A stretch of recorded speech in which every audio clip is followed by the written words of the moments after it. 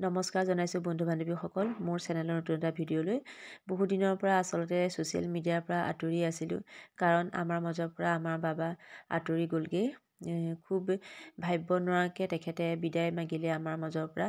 ইয়াত চাওকচোন, ইমান সুন্দৰ সুঠাম আছিল, অথচ খন্তেকৰ অকণমান অসুখ হৈয়ে তেখেত আমাৰ মাজৰ পৰা আঁতৰি গ'লগৈ। আৰু পিতৃ মৰমৰ পৰা বঞ্চিত হোৱাজনেহে আচলতে এই বেদনা অনুভৱ কৰিব পাৰিব। নতুনকৈ আকৌ ঠান ঠিত লগাবলৈ চেষ্টা কৰিছোঁ জীৱনটো। উপায়তো নাই, কাৰণ জীয়াই থাকিবই লাগিব।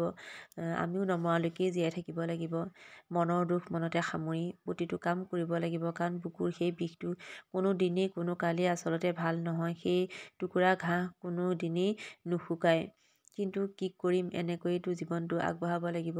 তেখেতে যেনেকৈ শিকাই থৈ গৈছিল, যি কৰিবলৈ কৈছিল, তেনেকৈ কামবোৰ সমাধা কৰিব লাগিব। গতিকে এনেকৈয়ে আকৌ নতুনকৈ আৰম্ভ কৰিবলৈ লৈছোঁ এটা নতুন জীৱন, এটা পিতৃহীন জীৱন। আচলতে বহুত কষ্টকৰ হয় এই জীৱনটো।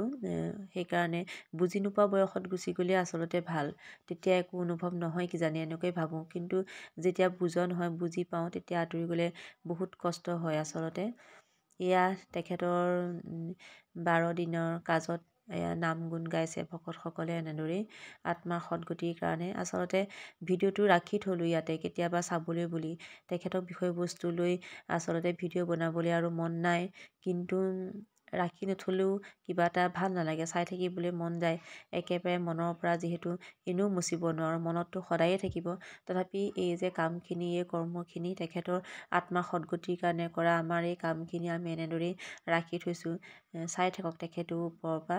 এয়া নাম গুণ গাইছে ভকতসকলে আত্মাৰ সদগতিৰ কাৰণে। আমাৰ ৰাইজসকলে এনেদৰেই ৰাখি থ'লোঁ ভিডিঅ'বোৰ, ইউটিউবতে সাঁচি ৰাখোঁ বুলি আচলতে ভিডিঅ'টো বনালোঁ। খুব কষ্ট হৈছে, আৰু সেই কষ্টবোৰ বুকুতে সামৰি থৈ পেলাই আচলতে ভিডিঅ'টো বনাইছোঁ, যাতে পিছত চাই থাকিব পৰা যায়, মনত পৰিলেই চাই থাকিব পাৰোঁ এনেদৰে। এয়া চাওকচোন, কিমান বেদনাদায়ক হয় মানুহ আঁতৰি গুচি গ'লে, নহয়নে বাৰু? আগতে বুজি পোৱা নাছিলোঁ, বেলেগৰ মানুহ ঢুকাইছিলে, কিন্তু ঘৰতে এনেকুৱা পৰিস্থিতিৰ সন্মুখীন হৈ আচলতে শ্বক হৈ গ'লোঁ। আৰু যিহেতু আগৰ পৰা কোনো অসুখ বিসুখ নাছিলে, গতিকে সেই সত্যটো মানি ল'বলৈ বহুতেই কঠোৰ হৈছিলে আমাৰ কাৰণে। বেমাৰ যদি পৰি থাকে, তেতিয়া হয়তো অকণমান ভাবিব পাৰি যে এখেত খুব কম দিনৰ আলহী বা বহুদিন নাথাকে, কিন্তু বেমাৰ আজাৰ নোহোৱাকৈয়ে এনেকৈ অকণমান গাটো বেয়া লাগিছে বুলি যে আঁতৰি গ'লগৈ, সেই কথাটো মানি ল'বলৈ বহুতেই কষ্ট হৈছে।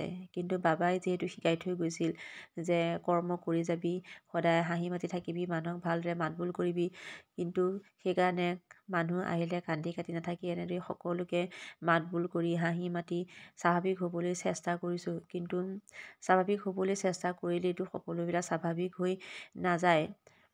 গতিকে এনেদৰেই আৰু দিনবোৰ তথাপি আৰম্ভ কৰিবলৈ লৈছোঁ।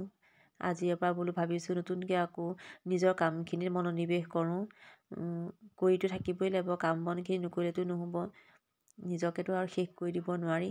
কিন্তু বহুত বেদনাদায়ক আচলতে। মানুহ বিচনাত পৰি থাকিলে ভাল, অলপ দিন যদি অসুস্থ হৈ থাকে, তেখেতক শুশ্ৰূষা কৰিবও পাৰি, নহয়নে?